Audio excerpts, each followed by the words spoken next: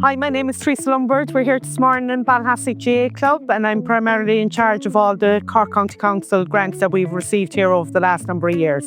Just over the last, I suppose, less than 10 years, we have received 10,000 for the Astro Turf that we are now currently standing on.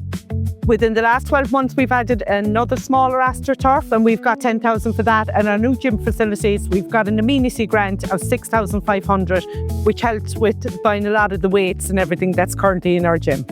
Over the last 12 months here in the village pitch, we've seen a major transformation. Our existing dressing rooms that were built in the late 60s were demolished, and therefore we were left with an area which we added a smaller Astro Turf and our bigger Astro Turf training session to take place.